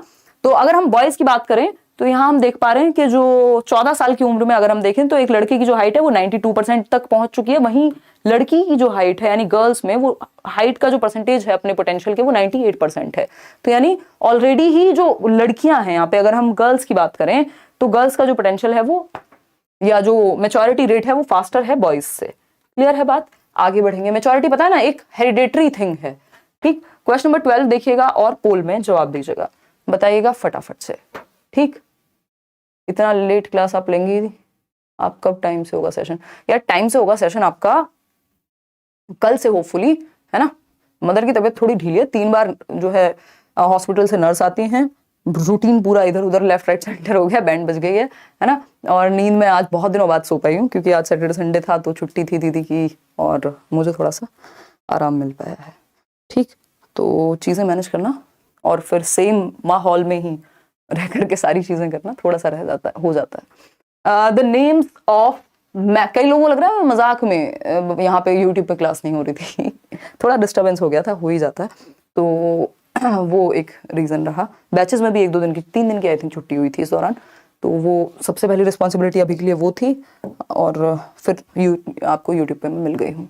देखिएगा, तो A option 40%, the names of McClelland, Atkinson and Lowell. अब कई लोग कह रहे होंगे यार ये सिलेबस में नहीं है, ये आपका इसमें से जो ज्यादातर क्वेश्चंस हैं या तो प्रीवियस ईयर में आए हैं, या फिर वो सिलेबस पे बेस्ड है, या फिर तीसरी एक प्रोबेबिलिटी है कि आपके जो मॉक टेस्ट दिया है केंद्रीय विद्यालय ने वहां से हैं। तो अगर सिलेबस आपको डायरेक्टली नहीं भी मिल रही हो चीजें सिलेबस में, फिर भी ये मत सोचिएगा मैं बिना काम के क्वेश्चन कभी नहीं कराती, है ना। देखिएगा, क्वेश्चन नंबर आपका 12, एटकिंसन, मैक्लीलैंड, तो हम किसकी बात करते हैं, नीड अचीवमेंट की। कितने लोग जवाब सही दे रहे हैं, कोई नहीं दे रहा सही जवाब। ये सोशल मोटिव्स की बात कर रहे हैं लोग, तुक्के लगा रहे हैं। पुराने यूट्यूब वीडियोस भी देख लिए होते तो ये दिन नहीं आते, ठीक। 47% कहाँ गए वो लोग जो कहते हैं कि सारे जवाब सही दे देंगे, फलाने सर से और फलानी मैडम से पढ़े हैं, बहुत ही अच्छी बात है जो कि, बट कहाँ गए। बी ऑप्शन 39% तक पहुंच गए अब आप। नीड अचीवमेंट, ये क्या है, इनकी थियरी है नीड मोटिवेशन की, एक तरह से नीड अचीवमेंट की। Reward, expectancy, aspiration, social motives नहीं, ठीक। तो अगर हम देखें need achievement, David McClelland and Atkinson की थियरी है। अब इसको थोड़ा सा जान लेते हैं, क्योंकि पता नहीं केवीएस को इससे थोड़ा सा प्यार है, तो क्या पता वो प्यार आप ही के पेपर में नजर आ जाए। तो अगर हम बात करें नीड अचीवमेंट की या अचीवमेंट मोटिवेशन की, ये दोनों ही टर्म्स इन्हीं से रिलेट करते हैं। नीड अचीवमेंट, आवश्यकता, उपलब्धि की आवश्यकता, या फिर अचीवमेंट मोटिवेशन, ये दोनों ही टर्म्स अचीवमेंट, उपलब्धि, अभिप्रेरणा कह देते हैं जिसको हम, किससे रिलेट करते हैं, ये रिलेट करते हैं, नहीं वो अलग है भाई, वो ड्राइव रिडक्शन थियरी है क्लार्क हल की, वो नहीं है ये। ड्राइव रिडक्शन थियरी है क्लार्क हल की कि ड्राइव, जैसे भूख लगी है तो वो हंगर क्या है, ड्राइव है। खाना मिल जाएगा तो वो शांत हो जाएगी, रिडक्शन हो जाएगा उस ड्राइव में, तो आप ड्राइव की वजह से मोटिवेटेड होते हैं। वो CH हल जो है आपके क्लार्क हल, उनकी थियरी है, और वो अलग है, ये अलग है। नीड अचीवमेंट की जब हम बात कर रहे हैं, तो अचीवमेंट मोटिवेशन हो या नीड मोटिवेशन हो, इसमें 2-3 नाम है। एक तो डेविड मैक्लीलैंड, डेविड मैक्लीलैंड ये एक व्यक्ति हैं, दूसरे हैं आपके एटकिंसन, एक शिफ्रिन भी है बट वो यहाँ इंपॉर्टेंट नहीं है, एटकिंसन, ठीक। इन्होंने बेसिकली अगर हम बात करें नीड मोटिवेशन की, तो 3 तरह की नीड्स की बात की है कि ह्यूमंस में 3 तरह की नीड्स होती हैं। पा से हमें याद रखना होता है, वो पा मूवी आई थी ना अमिताभ बच्चन की, याद आ रहा है। नीड फॉर पावर, यानी पावर की आवश्यकता, कि व्यक्ति में क्या होती है, नीड फॉर पावर, कि मतलब किसी को नौकरी, पुलिस में भी इसलिए जाना होता है, कई लोगों को आप जाएंगे कहीं पे तो आपको पता लगेगा, बात करेंगे आप 4 लोगों को, IAS इसलिए बनना है लोगों को, UPSC इसलिए करना है क्योंकि उनको पावर की वो नीड है। किसी में कम है, किसी में ज्यादा, बट होती है कुछ हद तक, ठीक, सभी में। तो नीड ऑफ पावर, यानी यही 3 नीड्स है जो हमें ड्राइव कर रही हैं। नीड ऑफ पावर क्या है, सत्ता की आवश्यकता कह लीजिए आप इसको, कि हमें पावरफुल महसूस करना है। तो कई लोग वो अपने से छोटे लोगों पे जमाते हैं हक या पावर का प्रयोग करते हैं, और कई लोग पॉलिटिशियन इसलिए बनना चाह रहे हैं, लोग UPSC एडमिनिस्ट्रेटर इसलिए बनना चाह रहे हैं, कोई फोर्सेस में भी इसलिए जाना चाह रहे हैं। बहुत सारे, ये कहां से आ रही है, ये नीड पावर की नीड है। सबकी वो अलग अलग नीड अलग अलग तरीके से पूरी हो सकती है। नीड फॉर एफिलिएशन, यानी संबद्ध की नीड, ठीक है, कि तुम्हें पता है मेरे पिताजी कौन है, खैर पिताजी से तो एफिलिएटेड आप क्या हैं, नेचुरली ही हैं, बट एफिलिएशन के फलाने इंसान से दोस्ती हो जाए तो मजा आ जाएगा, है ना, इसके साथ फोटो खिंचवा लें तो मजा आ जाएगा, एफिलिएटेड महसूस करेंगे। तो ये नीड फॉर एफिलिएशन है, इसमें बुरे और अच्छे की बात नहीं हो रही है ना, ये आपके ऊपर है आप किस नीड को कैसे हेल्दीली फुलफिल करते हैं, किसी में कम किसी में ज्यादा। एफिलिएशन यानी संबंध जोड़ने की, ठीक है ना। फिर अगर हम बात कर रहे हैं किस चीज की, नीड फॉर अचीवमेंट की, यानी उपलब्धि की अभिप्रेरणा, कि उपलब्ध करना है, पाना है कुछ जीवन में, तो ये नीड फॉर अचीवमेंट हो गई। तो ये 3 तरह की नीड्स हैं जिसकी डेविड मैक्लीलैंड एंड एटकिंसन बात करते हैं अचीवमेंट मोटिवेशन में। और अचीवमेंट मोटिवेशन अपने आप में जो टर्म है वो ये है कि जब तक तोड़ेंगे नहीं तब तक छोड़ेंगे नहीं, आप परसिस्टेंट रहते हैं जब तक आप किसी चीज को प्राप्त नहीं कर लेते, ठीक है ना। चलें आगे बढ़े, ठीक है। Need for power, need for affiliation, need for achievement, चलिएगा। खैर रिवॉर्ड, एक्सपेक्टेंसी और ये एक्सपेक्टेंसी और ये सब है नहीं। क्वेश्चन नंबर 13 देखिएगा। Question number 13, which of the following is not the mode of course delivery in teacher centred approach, यानी कोर्स डिलीवर करने का कौन सा एक तरीका नहीं है टीचर सेंटर्ड अप्रोच में। टीचर सेंटर्ड यानी जहां शिक्षक केंद्र में है, जहां क्या है, शिक्षक केंद्र में है। ठीक, बताइएगा। हाँ, यूपीटेट के लिए भी करा देंगे भाई क्लास आने वाले टाइम में। हाँ, चाचा विधायक है हमारे, एग्जैक्टली। वो किसका एग्जाम्पल है? नीड फॉर एफिलिएशन का एग्जाम्पल है, जिसमें नीड फॉर पावर भी इंक्लूडेड है।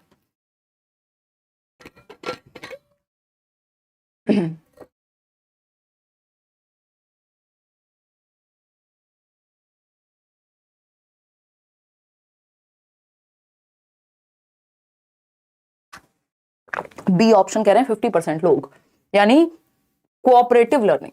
तो विच of the following is not the mode of course delivery in teacher centred approach?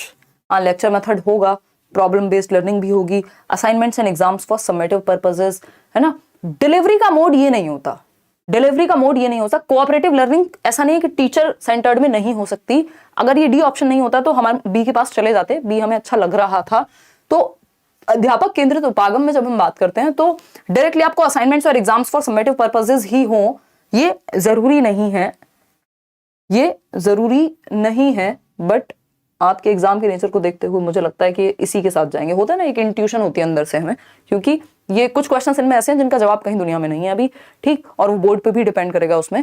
तो अगर हम बात करें तो हम कोऑपरेटिव लर्निंग के साथ ही जाएंगे, क्योंकि जो मोड ऑफ डिलीवरी रहता है वो उसमें ग्रुप बनवा करके और वो सब नहीं कराएंगे उतना। एक बार को ये भी पॉसिबल है कि हम इसलिए उसको बुरा भी कहते हैं कि समेटिव पर्पसेस के लिए, ठीक है ना। तो बी के साथ ही जाएंगे, कोऑपरेटिव लर्निंग। सहयोगी अधिगम पे उतना फोकस नहीं है जब डिलीवरी करते समय कि सब ग्रुप में ही बैठे हों।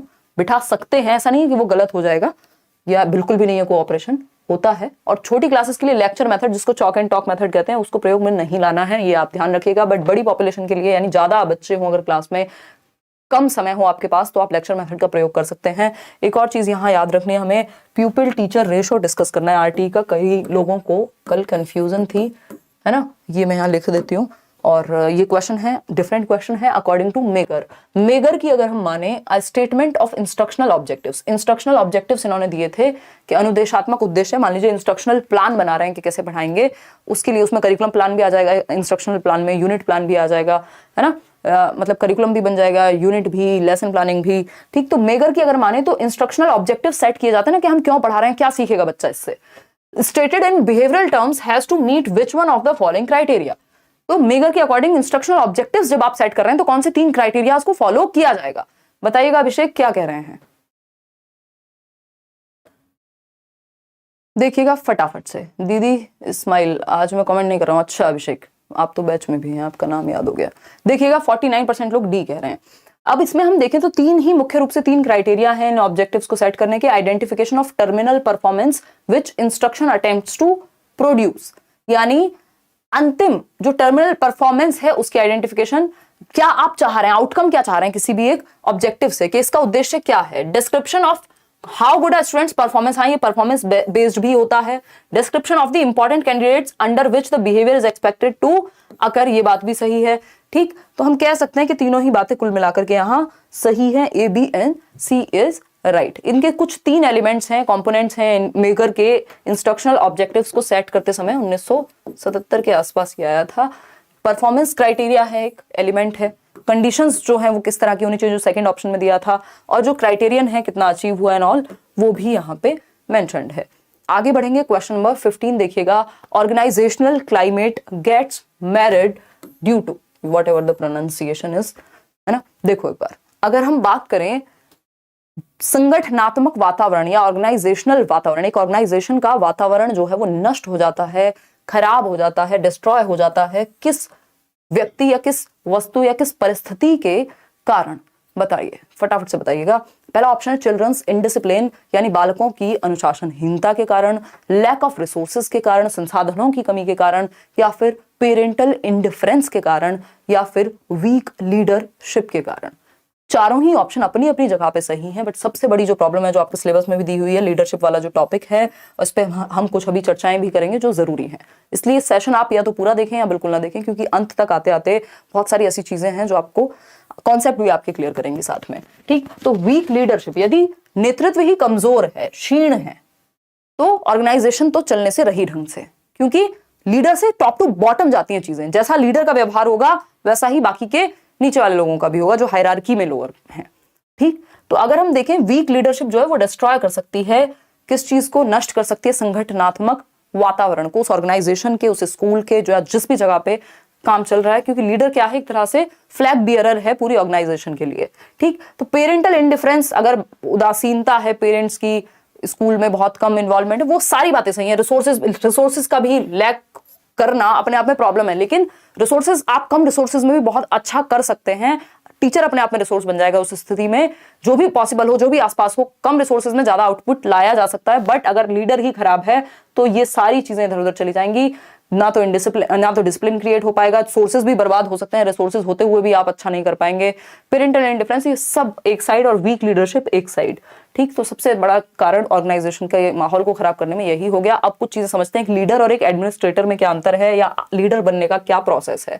तो ये 3 स्टेप्स हैं। एडमिनिस्ट्रेटर एक व्यक्ति जिसको प्रबंधक या फिर एडमिनिस्ट्रेटर को कुछ तो प्रशंसक या कुछ तो हिंदी में डिफरेंट है इनके नाम, है ना। लीडर को हम नेतृत्वकर्ता कहेंगे, मैनेजर को प्रबंधक कह देते हैं, और एडमिनिस्ट्रेटर को कुछ तो कहते हैं हिंदी में, बट आप इनको इंग्लिश में याद रखिएगा क्योंकि हिंदी में कई नाम है एक चीज के। तो अगर मैं देखूं एडमिनिस्ट्रेटर की बात करूं तो एडमिनिस्ट्रेटर वो है जो रूल्स का, रेगुलेशंस का पालन करता है और उनको लागू करता है। यहाँ पे मैनेजर वो है जो मेंटेन करता है जो भी काम उसको दिया गया है, रिलेशनशिप्स को मेंटेन रखेगा। लीडर जो है वो एक व्यक्ति है जो विजन जिसके पास है ना। हम देखते हैं ना 2-3 साल का विजन बनाते हैं, वो रिटर्न होना चाहिए, बिल्कुल शॉर्ट में कंसाइज होना चाहिए। स्कूल डेवलपमेंट प्लान में पढ़ रहे थे, तो leader vision as spotlight, vision को वो बिल्कुल सेंटर में रखेगा कि मेरा एक दृष्टिकोण है, एक नजरिया है, मुझे यहां तक पहुंचना है, मैंने ये सपना देखा है या मैं इस तरह से देखता हूं। ठीक, तो लीडर वो है जिसके पास विजन है। ठीक, 4 गोल्स हैं जो प्रपोज किए गए हैं किसके द्वारा, बोल्स एंड डेवनपोर्ट के द्वारा 1975 में। ये आपके सिलेबस में है, 4 goals for becoming a leader as per the model proposed by whom, Boles and Davenport. ये 4 स्टेप्स हैं। शुरू के अगर आप 2 स्टेप्स पे अटके हुए, दैट मींस आप एक एडमिनिस्ट्रेटर हैं अभी, आप एक प्रबंधक हैं, प्रशासक हैं, व्हाटएवर। बट आप लीडर कब बनेंगे, जैसे ही आप इस रेड लाइन को क्रॉस कर जाएंगे, 3rd या 4th पे चले जाएंगे, 3rd पे भी चले जाएंगे, तब भी आप क्या कहलाएंगे, एक लीडर कहलाएंगे। तो एक एडमिनिस्ट्रेटर से लीडर बनने के लिए ये 2 स्टेप पार करके, ये जो लक्ष्मण रेखा कह लीजिए आप इसको, ये जो रेड लाइन है, इसके परे जाना पड़ेगा। पहला क्या है गोल, मेंटेनिंग स्कूल। भाई एक एडमिनिस्ट्रेटर, एक मैनेजर, वो क्या कर लेगा, स्कूल को तो मेंटेन कर ही लेगा। दूसरा क्या है, प्रोवाइडिंग लर्निंग अपॉर्चुनिटीज। दूसरा गोल क्या हुआ कि लर्निंग अपॉर्चुनिटीज, ज्यादा से ज्यादा सीखने के मौके बच्चों को प्रोवाइड कराए जाएं। लेकिन जो नेक्स्ट गोल है, जो कि गोल 3 है, इनोवेट करना, ये तो करा ही देंगे ना, नॉर्मल जनरल जनता भी करा देगी कि मेंटेनिंग स्कूल और प्रोवाइडिंग लर्निंग अपॉर्चुनिटीज। ये आप एडमिनिस्ट्रेटर अच्छे हैं, लेकिन इनोवेटर अगर आप हैं तब आप एक लीडर कहे जाएंगे। इसके बियॉन्ड जाकर के आप एक लीडर कहलाएंगे कि आप इनोवेट कर पाते हैं, कुछ नया सोच पाते हैं, नवाचार ला पाते हैं, कुछ नई क्रिएटिविटी ला पाते हैं, कुछ नए ढंग से स्कूल्स को भी अवार्ड्स मिलते हैं ना। भाई कौन सा स्कूल ज्यादा इफेक्टिव है, मतलब वहां की लीडरशिप बेटर होगी, वहां इनोवेशन हो रही होगी। अदरवाइज चल तो सभी स्कूल्स रहे हैं, नीचे के 2 गोल्स तो सभी जगह पूरे हो रहे हैं। सेटिस्फाइंग नीड्स, यानी जो विद्यालय में जितने भी लोग हैं, चाहे वो आपके प्रिंसिपल हो, चाहे वो बच्चे हो, चाहे वो टीचर्स हो, चाहे वो अदर स्टाफ हो, सब एक दूसरे से क्या है, ग्रोथ माइंडसेट है, सब आगे बढ़ रहे हैं एक साथ, सबके लिए वो विन विन सिचुएशन है, जहां सब अपने आप को, जो उनकी नीड्स हैं, चाहे वो पर्सनल हो, चाहे वो प्रोफेशनल हो, चाहे वो उनकी क्रिएटिविटी की नीड्स हो, वो सेटिस्फाई होती हुई नजर आ रही हैं, एक विजन की तरफ जा रहे हैं, सब वहां ग्रो हो पा रहे हैं। तो ये 4th ऑप्शन, बहुत कम लोग गोल 4 तक पहुंचेंगे। तो ये 3 और 4 एक लीडर की विशेषता है, 1 और 2 पे आप एक क्या है, एडमिनिस्ट्रेटर हैं। तो ये 4 गोल्स हैं लीडरशिप के लिए, है ना। ऐसा नहीं कि लीडर में ये बाकी के 2 नहीं होंगे, वो भी होंगे। तो ये 4 गोल्स हैं जो लीडरशिप के लिए रखे गए हैं। अच्छा, एक और इंपॉर्टेंट पॉइंट है कि एक स्कूल लीडर्स के लिए मल्टीपल रोल्स और उनकी रिस्पॉन्सिबिलिटीज हैं, जिसमें 7 की प्रिंसिपल्स हैं कि एक लीडर में ये 7 की क्वालिटीज या प्रिंसिपल्स वो फॉलो करेगा। पर्सपेक्टिव क्या है लीडरशिप को लेके, वो देखता कैसे है। पार्टनरशिप्स, स्कूल में जो स्टेक होल्डर्स होते हैं, चाहे वो प्रिंसिपल हो, यहाँ पे स्कूल में लीडरशिप से मतलब है मेनली हेड टीचर से, उसके बाद फिर टीचर्स भी अपने अपने रूप में लीडर्स ही हैं, ठीक है ना। इनोवेशन कर पा रहे हैं, नहीं कर पा रहे हैं, टीम को बिल्ड कर पा रहे हैं, नहीं कर पा रहे हैं, ट्रांसफॉर्म कर पा रहे हैं, नए नए तरीके ला पा रहे हैं टीचिंग लर्निंग के या नहीं, खुद को सेल्फ अवेयरनेस कितनी है, खुद को कितने अच्छे से मैनेज करता है व्यक्ति, लीडिंग स्कूल एडमिनिस्ट्रेशन। तो ये 7 की रोल्स एंड रिस्पॉन्सिबिलिटीज हैं। क्वेश्चन नंबर 16 देखिएगा। क्वेश्चन नंबर 16 कहता है, अकॉर्डिंग टू कंस्ट्रक्टिविज्म, रचनावाद के अनुसार, learning is an active process, knowledge is constructed from and shaped by experience, या फिर learning is a social interpretation of the world, more emphasis is given to understanding and problem solving. चारों ही बातें आपको सही लग रही होंगी क्योंकि बहुत हद तक सही भी हैं। ठीक है, क्रिएटिव माइंड, आप तो हैं ही क्रिएटिव, आपने क्रिएटिव को भी नाम चेंज कर दिया है ना, क्रिएटिव बना दिया आपने। कितनी लंबी चलेगी क्लास अभी, बस 4 क्वेश्चंस और हैं, इसके बाद फिर आप अपने घर जा सकते हैं और मैं अपने, वैसे तो हम सभी अपने अपने घर हैं, मैं अज्यूम कर रही हूँ, बट ऐसे कहने में अच्छा लगता है। ठीक है, क्वेश्चन नंबर 16 देखिएगा क्या हुआ। अच्छा, तुमको तो सच में ही घर जाना है अपने, तुमको छोड़ के आऊंगी। कॉल आ रहा है, हाँ 11:30 हो गए यार, चलो फटाफट से खत्म करते हैं। निशा को तो अपने घर भेजना ही है, देखो आप तो अपने घर हैं, हम भी देखिएगा अगर हम बात करें यहाँ पे किस चीज की, ए ऑप्शन 45% लोग कह रहे हैं और बाकी लोग क्या कह रहे हैं भाई, सबका मिक्स्ड एंड मैच आंसर आ रहे हैं। देखो ये दोनों तो यहाँ से हट जाएंगे क्योंकि ये उतने क्लोज नहीं लग रहे हमें। More emphasis is given to understanding and problem solving, बात आपकी सही है। Learning is a social interpretation of the world, ये भी सही है कुछ हद तक, लेकिन बात हो रही है कि सबसे बेहतर कौन होगा। Learning is an active process या knowledge is constructed and shaped by experience. ये अपने आप में ही कंफ्यूजिंग क्वेश्चन है, ये बोर्ड के ऊपर है कि इसका जवाब माना क्या जाता है। ये मॉक टेस्ट का क्वेश्चन है, इसमें हमारे पास जवाब अवेलेबल है नहीं। ठीक, तो इसमें अगर हम कंस्ट्रक्टिविज्म की बात करें तो बिल्कुल लर्निंग क्या है, एक एक्टिव प्रोसेस है, ये बात बिल्कुल सच है। और knowledge is constructed from and shaped by experience, ये बात भी सच है। बाय डेफिनेशन ही कंस्ट्रक्टिविज्म का मतलब ही ये होता है कि जो ज्ञान है उसका सृजन कैसे होगा, अनुभव के आधार पे नॉलेज को कंस्ट्रक्ट किया जाएगा। बट मुझे पर्सनली लगता है क्योंकि ये लर्निंग बेस्ड चीजों पे ज्यादा फोकस करते हैं तो इसका आंसर ये, इसको कंसिडर कर लेंगे। बाकी अगर मैं होती इनकी जगह तो मुझे knowledge is constructed from and shaped by experience ज्यादा बेहतर लग रहा था, है ना, कि कंस्ट्रक्टिविज्म के अकॉर्डिंग, क्योंकि इन्होंने यहाँ ये मेंशन नहीं किया, ये लर्निंग के बारे में पूछ रहे हैं, ये नॉलेज के बारे में पूछ रहे हैं, क्या कहना क्या चाहते हैं। ठीक है ना, तो ये हो सकता है कि ये आंसर ए मान लें, ये आंसर बी मान लें, ये स्थिति ही ऐसी है यहाँ पे। ठीक, तो बात ये है कि learning is an active process, जो कि सच है। बट पता नहीं क्यों मेरा अभी भी इच्छा यही कर रही है कि मैं इसी को लगा के आऊं, देखा जाएगा जो होगा, है ना, देखा जाएगा जो होगा। Knowledge is constructed and shaped by experience, ये बाय डेफिनेशन कंस्ट्रक्टिविज्म की डेफिनेशन में भी ये बात अंतर्निहित है कहीं ना कहीं, क्योंकि एक्टिव प्रोसेस तो और भी जगह है, फिर एक्टिव प्रोसेस तो बाकी जगह भी है। तो मुझे लगता है कि मेरे हिसाब से आप इसको बी लगाएं, और अगर आप ए लगा रहे हैं तो वो आपकी पर्सनल रिस्पॉन्सिबिलिटी है ना, ये भी सही हो सकता है। ठीक, ये उनके ऊपर है फाइनली, वो किसको कंसिडर कर लें। कुछ क्वेश्चन में ऐसा रहेगा क्योंकि हमारे पास जवाब है नहीं, विच वन। और अगर वैसे तो ऐसा तो है नहीं कि डायरेक्ट क्वेश्चन दे देंगे इसको, कहीं तो कुछ लगाएंगे। अगर according to constructivism learning is, तो फिर तो समझ जाना यही ऑप्शन है।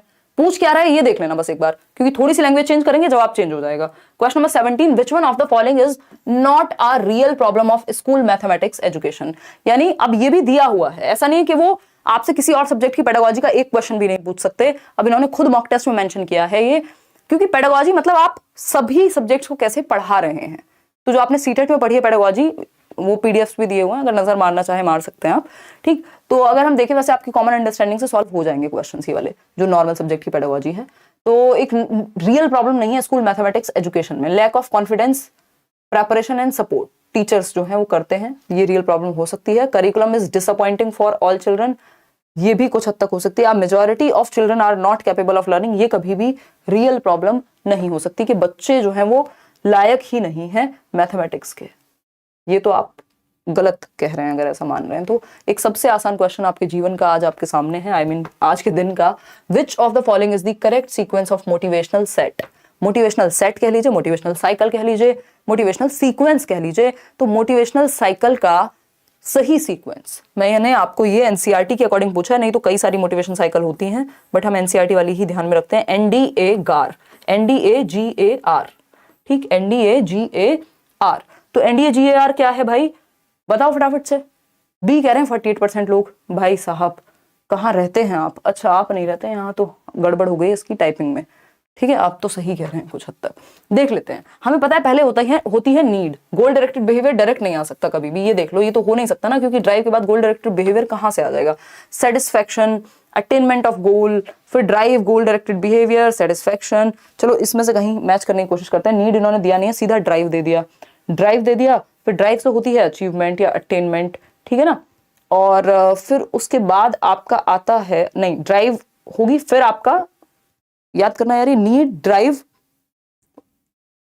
ड्राइव के बाद क्या होता था, अराउजल। हाँ, नीड, ड्राइव, अराउजल, तो फिर तो गोल डायरेक्टेड ही आएगा भाई, ड्राइव के बाद गोल डायरेक्टेड ही आएगा, आप सही चल रहे थे। ड्राइव क्योंकि यहां से ड्राइव लिया, फिर ये अराउजल की इन्होंने बात ही नहीं की, गोल डायरेक्टेड बिहेवियर की बात कर रहे हैं, फिर आपका गोल डायरेक्टेड बिहेवियर के बाद अचीवमेंट ऑफ गोल यानी अटेनमेंट ऑफ गोल और रिडक्शन इन अराउजल या सेटिस्फेक्शन आप कह सकते हैं। आप बिल्कुल सही थे, ये क्वेश्चन मैंने पढ़ा ही नहीं था। Drive, satisfaction, attainment of goal, satisfaction पहले नहीं आ सकता ना, जब तक अगर सेटिस्फेक्शन आ गया फिर काहे की मोटिवेशन है, फिर तो आप कुछ करेंगे ही नहीं, कह अरे मैं तो चिल्ड आउट हूं यार, है। ड्राइव, गोल डायरेक्टेड बिहेवियर, मतलब ऐसा नहीं है, रियलिटी में ऐसा नहीं है कि ऐसा नहीं होता है, बट वो फिर अलग तरह का मोटिवेशन होगा। Drive, goal directed behaviour, satisfaction, attainment of goal. Drive से सीधा गोल डायरेक्टेड बिहेवियर, ठीक तो है, फिर सेटिस्फेक्शन, फिर गोल बाद में अचीव होगा, सेटिस्फेक्शन पहले आ जाएगा। कौन सी चक्की का आटा खा रहे हैं पता नहीं है लोग। B option is the right answer over here, ठीक है ना। आगे बढ़ेंगे। ये इनसेंसिटिव कौन कह रहा है, किसको, कहाँ, कौन है ये व्यक्ति, ऐसा मत लिखो यार अपने बारे में। नीड, ड्राइव, अराउजल, गोल डायरेक्टेड बिहेवियर, अचीवमेंट और रिडक्शन ऑफ अराउजल, तो ये थोड़ा सा कॉमन सेंस आप लगा लीजिएगा, है ना, थोड़ा सा कॉमन सेंस आप लगा लीजिएगा, क्योंकि देखो इन्होंने ये पहली बार किया है, मैंने इस क्वेश्चन को पूरा पढ़ा ही नहीं था, मतलब जब मैं इसको निकाल रही हूँ मुझे लगा वही अपना साइकिल होगी, थोड़ा टाइम दिया करो मैम, चलो थोड़ा टाइम दे देंगे। तो हमने देख लिया यहाँ पे कि उन्होंने नीड के बाद सीधा ऑप्शन में ड्राइव, ड्राइव तो दिया हुआ है, नीड दिया ही नहीं, नीड दिया ही नहीं, ड्राइव, गोल डायरेक्टेड बिहेवियर, फिर उसके बाद अचीवमेंट, उसके बाद उन्होंने कह दिया सेटिस्फेक्शन। ये अपने आप में अलग तरह की साइकिल बना दी उन्होंने, ठीक। तो उस हिसाब से, क्योंकि जैसा ऑप्शन है उसी हिसाब से हम जवाब देंगे ना, तो आप तो सही थे, गलती हमारी थी। क्वेश्चन नंबर 19 देखिएगा फटाफट से, फिर हम आगे बढ़ेंगे। हुडी वालों रुक जाओ भाई, हुडी भी देंगे, आपसे कहा तो है नंबर लेके आओ, देंगे हुडी, हुडी या टी शर्ट में से कुछ भी दे देंगे जो आप कहेंगे, ठीक है जी। आप थोड़ा तो कंफ्यूजन होगा ना हर्षित, अगर अच्छे क्वेश्चन करेंगे तो भाई। और बताओ ये हंसने वाला व्यक्ति कौन है, अगर कोई हंसा आज, हंसना बंद कर लो, है ना। जो पेपर ले रहा है उसको, जिसको पेपर देने जाना है उसको सांस क्यों लेना है, मजाक कर रही हूँ, है ना। चलिए ए ऑप्शन, कोई कह रहा है अब आप निशा मैम को भी फेमस कर देंगे, हैं क्या रखा है ये 130 करोड़ की आबादी वाले देश में, और अब तो हम फर्स्ट पे आ गए ना, कौन ही फेमस है किसी को लगता है, और हो ये, और अपने आप में समस्या है वो एक, आप निकलिए बाहर, हैं आप शांति से बात करके दिखाइए 2 लोगों में, फिर आप सोचेंगे यार शाम को निकलेंगे जब शांति होगी, देखिएगा। और ये एक थोड़े से पार्ट में ही इंसान को समझ आ जाता है अगर सही इंसान हो तो। हम लोग तो ये ऐसा भी नहीं है कि बहुत दुनिया से अलग फेम हम ही लोग को मिला है, बट मतलब मैं यूट्यूब कम्युनिटी की या जनरली बात कर रही हूँ, तो लेकिन वो एक सेमी फेमस होना भी अपने आप में प्रॉब्लम है, अगर देखा जाए आपकी आजादी की बैंड बज जाती है। देखो, best organised teaching is one in which, यानी सर्वोत्तम संगठित शिक्षण वह होगा, बेहतर ऑर्गेनाइज्ड टीचिंग क्या होगी। स्टूडेंट्स कोऑपरेशन इज मैक्सिमम, यानी विद्यार्थियों का अधिकतम सहयोग होता है, बट हाँ अच्छा लगता है ऑफकोर्स जब आप लोग मिलते हैं। देखिए स्टूडेंट्स कोऑपरेशन इज मैक्सिमम, जहां कोऑपरेशन मैक्सिमम हो चलो ठीक है, बट ऑर्गेनाइज्ड टीचिंग की बात हो रही है यहाँ। All possible teaching aids are used, ये तो जरूरी नहीं है। Occurrence of learning gaps is minimum, ये ज्यादा बेहतर लग रहा है। प्रॉपर डिस्कशन इज डन, नहीं, ऑर्गेनाइज्ड टीचिंग की बात हो रही है, ऑर्गेनाइज्ड टीचिंग। तो ऑर्गेनाइज्ड टीचिंग में तो हम ये कहेंगे कि इस तरह से आपने ऑर्गेनाइज किया है कि जो लर्निंग गैप है वो कम से कम हो रहे हैं।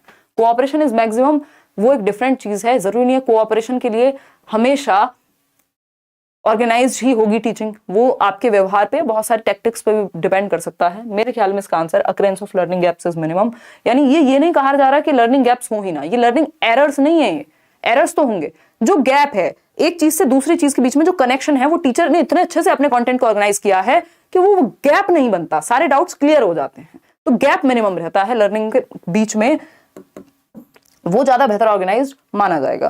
क्वेश्चन नंबर 20 देखिएगा, the chief objective of guidance is to bring about in learning. भाई जो निर्देशन का मुख्य उद्देश्य होता है अधिगम में, वो किसको सम्मिलित कर पाना है। अभी प्यूपिल टीचर रेशो पे आएंगे, पहले ये अब लास्ट क्वेश्चन है आज के लिए, फटाफट से देख लीजिए, समझते हैं, जवाब दीजिएगा, जवाब। हाँ नल करिकुलम इज कह सकते हैं, विच इज नॉट टॉट, जो पढ़ाया नहीं जाता वो नल करिकुलम का हिस्सा हो गया एक तरह से, ठीक है जी, ठीक है या नहीं है। अच्छा कोई कह रहा है हमें दोनों हुडी और टी शर्ट दोनों चाहिए, तो एक काम करो टॉप 10 में टॉप 20 में ले आओ रैंक केवीएस में, देख रहे हो बिहेवियरिज्म को फॉलो कर रहे हैं हम, रिवॉर्ड सिस्टम।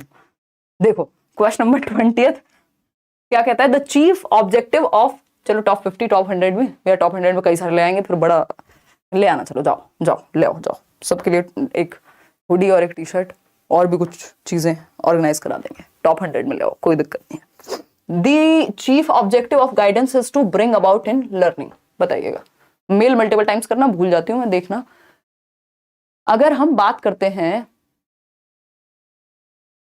41% कह रहे हैं A option, the chief objective of guidance, हाँ बिल्कुल सही कह रहे हैं आप लोग। Increase responsibility for self direction, यानी स्व दिशा हेतु बढ़ा हुआ उत्तरदायित्व, यानी गाइडेंस जब आपको मिलती है तो आपका सेल्फ डायरेक्शन, आप खुद को गाइडेंस बेहतर तरीके से दे पाते हैं। अगर एक अच्छी गाइडेंस है तो उसका ऑब्जेक्टिव ये होना चाहिए कि व्यक्ति खुद को सही से गाइड कर पाए, सेल्फ डायरेक्टेड हो उसकी लर्निंग।